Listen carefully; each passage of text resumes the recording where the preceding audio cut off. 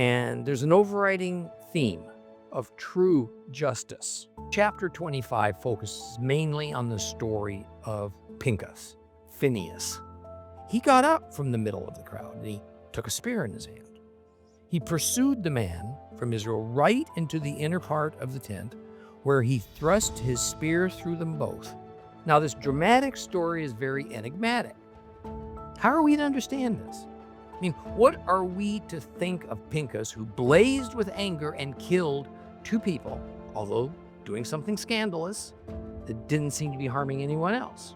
And Moshe said to the judges of Israel, each of you is to put to death those in his tribe who have joined themselves to Baal Peor. Surprise!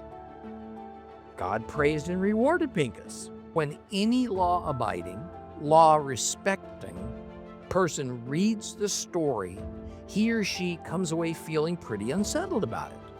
After all, didn't Jesus preach peace and love and tolerance and inclusion above all else? From God's perspective, it is one thing to be civil, friendly to a person who worships a strange God. It's quite another to join them in that worship or to confirm their beliefs. Now, I want to stress, I am not calling for believers to be self-righteous vigilantes. Where does that leave us? Where does that leave you?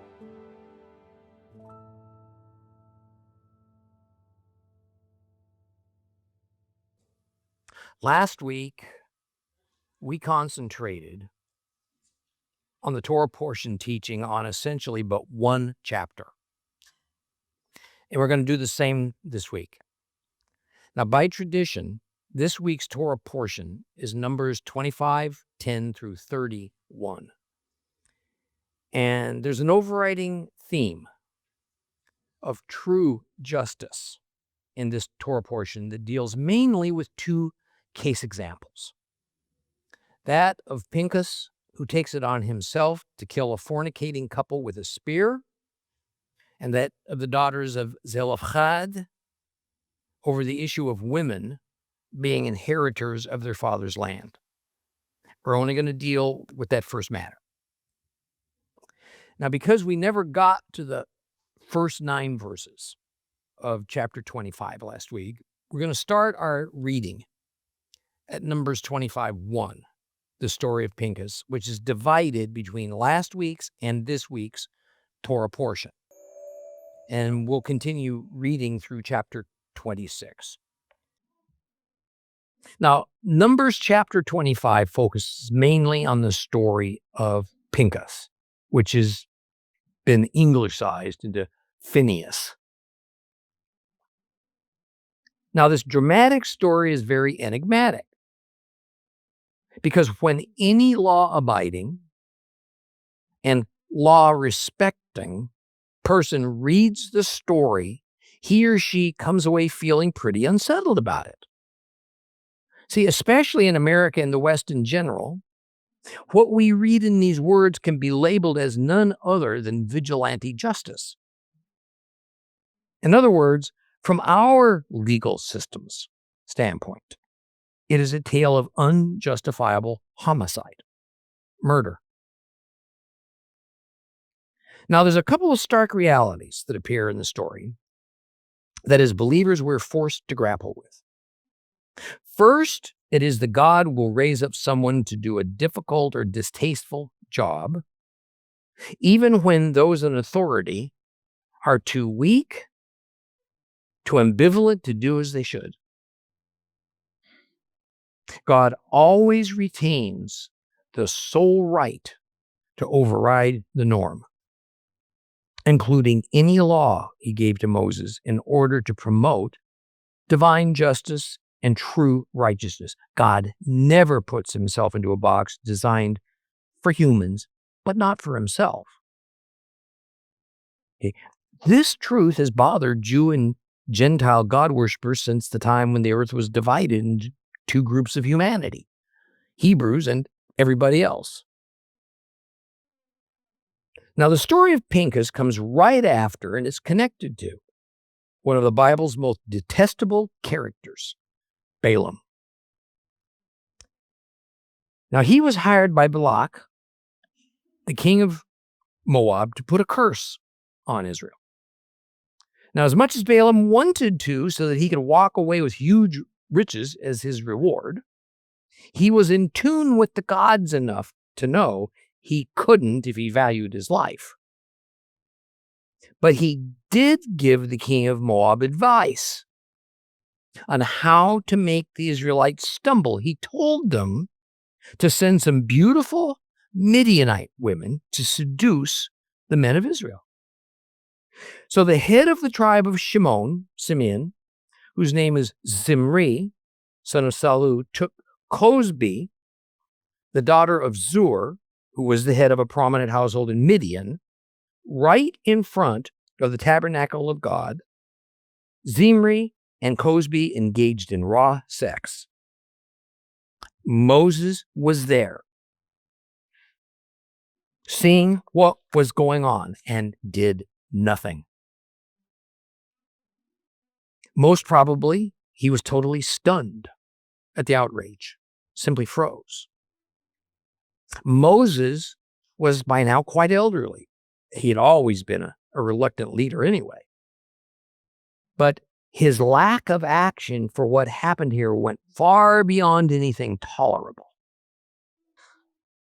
Numbers 25, 7-9. When Pinchas, the son of Eleazar, the son of Aaron the Cohen, saw it, he got up from the middle of the crowd and took a spear in his hand and pursued the man from Israel from right into the inner part of the tent, where he thrust his spear through both of them, the man from Israel, the woman through her stomach. Thus was the plague among the people of Israel stopped. Nevertheless, 24,000 died in the plague. Pinchas, a priest, son of the high priest, took the law into his own hands since no one else seemed to want to handle it.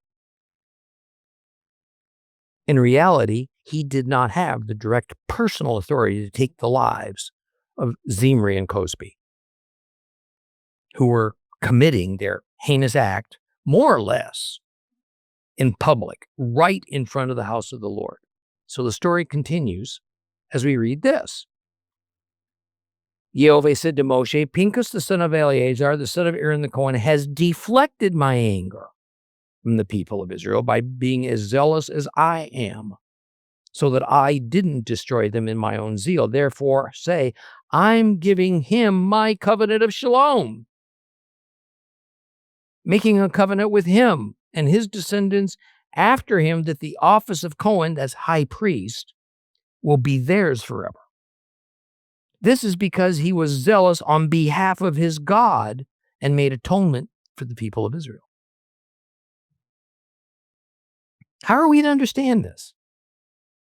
I mean, what are we to think of Pinchas, who blazed with anger and killed two people, running them through with a spear, although doing something scandalous that didn't seem to be harming anyone else?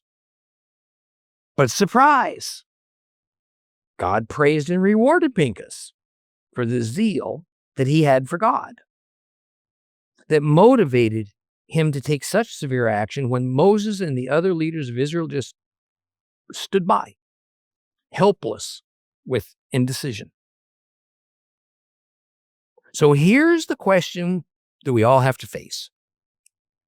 When it comes to administering true justice, is it ever right to break the civil laws of our nation because we are so consumed with personal zeal for God's justice and holiness? Even to go so far as to spontaneously, without a trial, take the lives of two people doing what we felt was wrong, and it must be offensive before God. I wish I could give you a clear and definitive Bible verse on what to do, but none exists. See, it's our propensity to think of God in black and white terms that means that if we're obligated to follow the laws that God sets down, then so is he. Clearly, the story demonstrates that there are exceptions to the rule when it comes to protecting the holiness and sanctity of the Creator. So we need to be slow to judge people who seem willing to sacrifice their own reputations, if not their lives and freedom, in order to do the will of the Lord, especially when it comes to protecting His unapproachable holiness. Now, over my many decades of life, it has come to me that human laws and law systems are not always just or moral. And instead, it's just because our society says they are. For instance, why should a mass murderer get to keep his life and instead be supported by the state? Fed, housed, clothed, given medical care until he dies of old age or at the hand of another criminal. Especially when God says that person's to be executed. And if we don't do that, then the land on which we stand is cursed by the pollution of the unatoned for blood. On the other hand, while national justice systems are needed, cannot a believer have such a determination that God's laws are above all civil laws and must be obeyed such that when they're not, he or she can enforce them themselves? Oh, yes, we are commanded in the New Testament to obey our government authorities. But just how far do we take this? After all, in World War II Germany, the written law was that Jews were to be turned over for imprisonment or worse. And many Germans broke that law and helped hide Jews or facilitated their escape to another country. Would Yeshua say they had disobeyed him and done wrong? See, in the case of Pinchas, and in the couple examples I brought before you, this is not a matter of situational ethics. Rather, this is about the sincere zeal. I might even say it's a covenant duty of a God worshiper that God's will be done on earth and that His holiness is protected. God made it clear to Pinchas and to Moses that when one sees horrible and terrible evil things happening, the wrath of God's justice and righteousness is kindled. And the result is to be action, not words or equivocation. Let's begin to deal with this dilemma by recapturing the background for this ugly event. As chapter 25 begins, we recall what an undulating path Israel seems to have traveled, from the high highs followed by the low lows. From holy obedience to just casual irreverence. From proper worship of the Almighty to great and high-handed sins against Him. No sooner have we finished the episode of Balaam pronouncing glorious and victorious blessings, prophetic blessings over an Israel that bears no guilt in God's eyes, then we find the Hebrews fraternizing with the pagan enemy, reveling with their gods, and partying with their women. And we might ask ourselves at this point, don't they ever learn? I mean, how many deaths due to God's wrath because of their rebelliousness must they suffer before they fully submit to His lordship? See, on the one hand, we see the infamous description of the Hebrews as a stiff-necked people being developed. But on the other, we see that it's less a matter of short memories and more a matter of a different group of people having to learn the same lessons that had been previously taught to their elders. See, this newer and younger generation of Israelites didn't take Yahweh seriously. So they were about to pay a terrible price for their laxity and disregard. See, verse 1 tells us that Israel was probably still at the same encampment they were when the Balaam and Balak incident, when Balak stood on 3 different hilltops, gazing at this vast horde of Hebrews, with King Balak trying to convince the Gentile sorcerer Balaam to curse Israel for him. And further, it is said that at the beginning of verse 2 that whoring of the Israelite people was going on, and that the setting for this whoring was a sacrifice to, a celebration of the gods of Moab. What is happening here is a festival to Baal, that Israel joined Moab in their festivities. Now, I want to draw a parallel for you that I hope causes a little bit of discomfort. Sometimes we get the wrong mental picture of what is happening in the Bible, and thus it can be hard for us to relate to it on a personal level. And so many of the great pivotal moments of the Bible were subtle, not particularly noticeable at first, much as like when those first pilgrims landed at Plymouth Rock. See, it was but a minor blip on the radar screen of the known world. A handful of people commissioned a ship to reach the new world and start a new life there. They didn't come with fanfare or great drama, claiming for another nation. They just came to escape religious persecution by the institutional church in Europe so that they could practice their worship of God the way they believed the Bible says people should. Here in Moab, the actions of the people of Israel in interacting with the Moabites would have at first seemed warmly welcoming, friendly on both sides. Moab was not the home of savages who sought to do terrible things to all who came near them. They were just regular folks. For the young men of Israel to spy some very pretty girls from another and different culture was something to be humanly expected. I mean, Israel was showing some respect for the Moabites' beliefs. I mean, how else would they be able to get along with their neighbors in a civil manner? I mean, it sounds fine, doesn't it? Even proper and godly. Yet, never in the Holy Scriptures are God's followers ever taught to show respect to the false gods of another culture.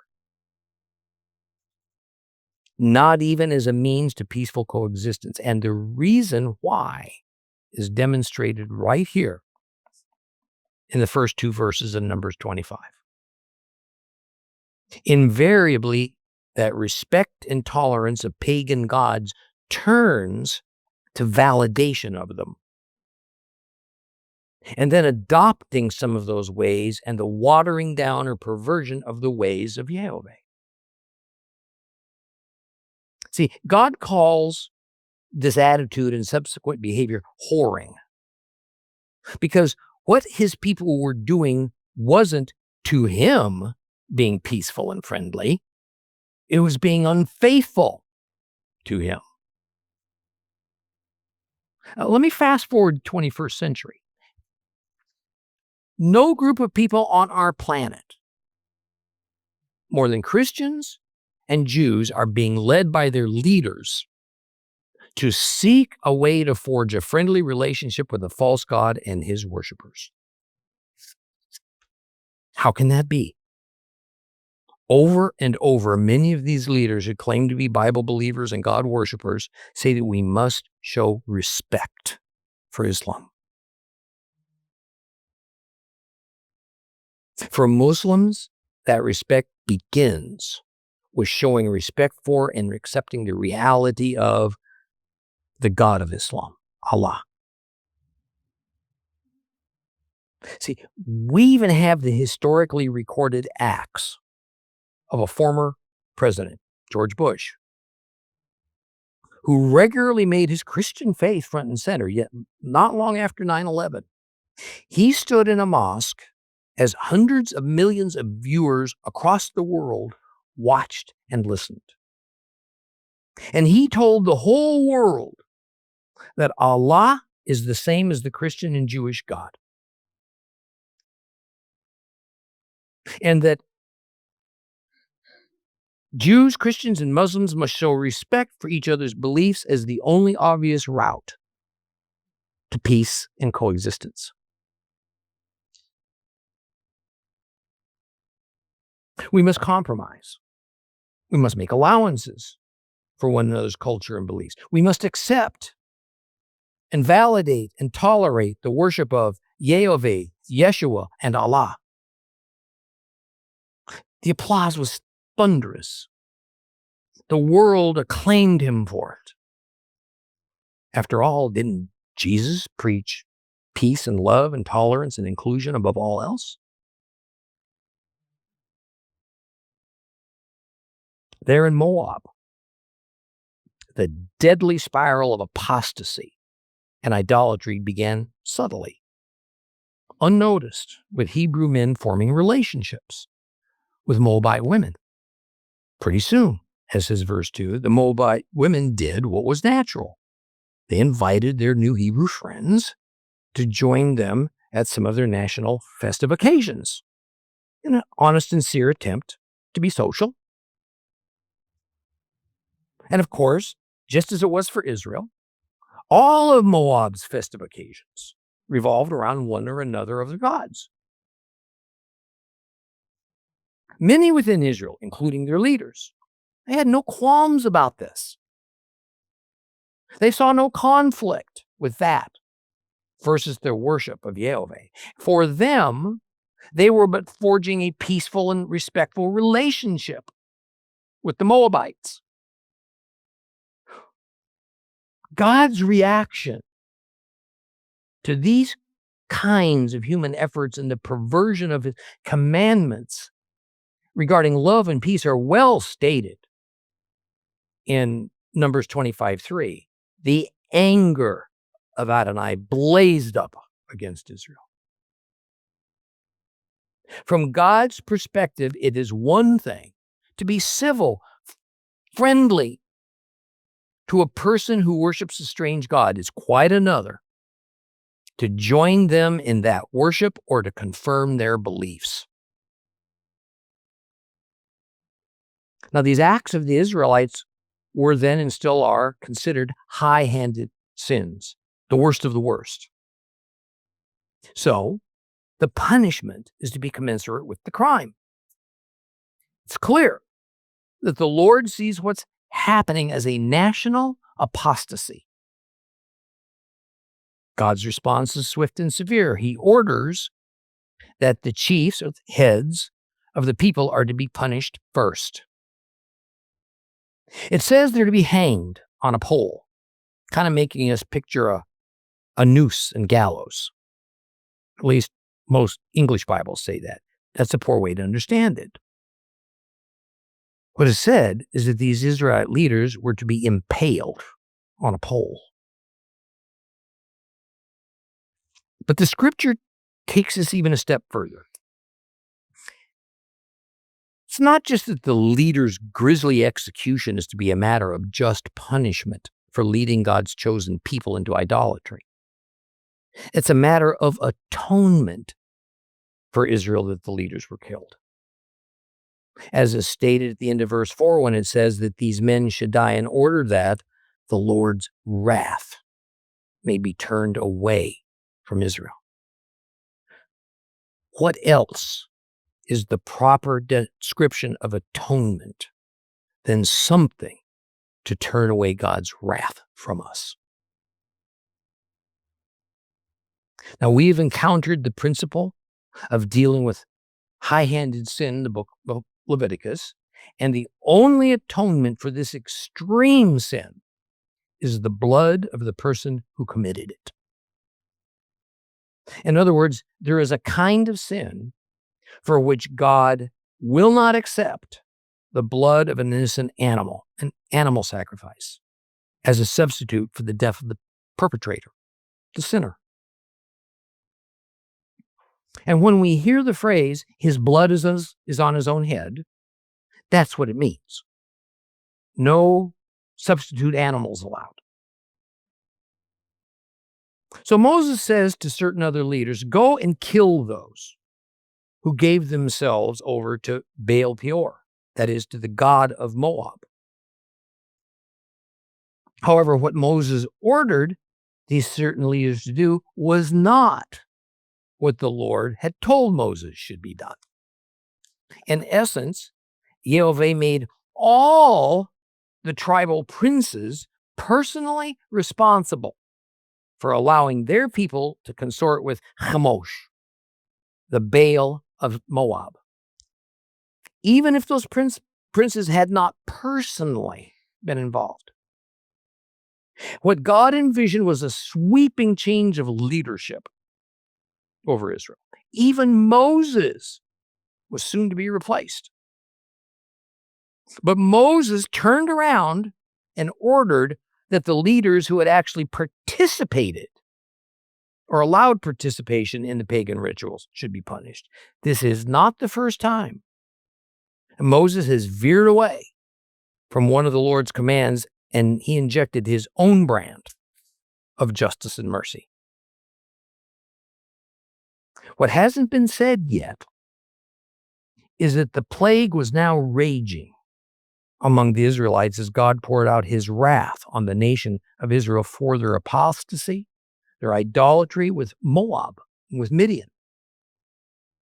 See, we learn that only the deaths of these Israelite leaders would satisfy God's justice. And in the midst of all this happening, while people were dying by the thousands and the rest were partying with the pagans, a certain Hebrew man brought a Midianite woman into the camp and introduced her to his kinsmen. And naturally, since the tent of meeting was where the priests operated, Pinchas, who was the priest in charge of the tabernacle guards, saw this Hebrew man and Midianite woman wander by, and he became incensed at their disregard for the Lord's holiness. He picked up a spear, undoubtedly from the hand of one of the hundreds of his Levite guards stationed near the tabernacle, and followed the licentious couple to this Hebrew man's tent that was so near to the sacred tabernacle. And while this couple is in the act of fornication, he runs them through with the spear. I don't think I need to draw a picture of how he could kill this couple at one time with one spear. Interestingly, it was Pinchas's act that stopped the raging plague, but not before 24,000 Israelites had died from it. Now, I'm sure that some of you have a bit of trouble with this priest taking the law into his own hands and killing this couple. So did the ancient rabbis. Be that as it may, in verse 10, Pinchas is honored by Yehovah for taking the lives of these two rebels, a Hebrew and a foreigner. The gist of the situation is that Pinchas had a righteous burst of anger. It was not that Pinchas was personally offended, so much as he stepped forward when no one else would to defend God's holiness and honor. Most modern societies would declare that only that society's judge and jury, their legal system, could decide guilt and mete out punishment. But what if they didn't administer justice in offenses that were committed directly against Yehovah? In this situation, God not only declares that what Pinchas did was not murder, in fact, It was the needed act of justice and expiation that prevented Yehovah from wiping out Israel for their high-handed sinning. Even more, God says, I grant Pinchas my shalom. He blessed Pinchas. The Lord then went on to declare that as a reward for his decisive action, Pinchas would be designated as the one and only clan of Levites that would produce the high priest. See, we see the whole tone of chapter 25 shift after Pinchas executes the couple. The plague ends because the Lord's justice is met. And it seems as if this shocking act brings Israel to its senses. The generation that would enter the promised land had just received a sobering lesson on God's kindness and his severity. His severity to destroy those who casually and callously rebelled against him, his kindness in providing a means of atonement for those who had not yet died from his wrath. In the end, the story of Pinchas is a story of divine justice that is almost always put into the hands of humans to carry out. But will humans bring about God's justice or our own? Now, I want to stress, I am not calling for believers to be self-righteous vigilantes. At the same time, I am calling for believers to stand up for God's holiness and righteousness, even if it offends others.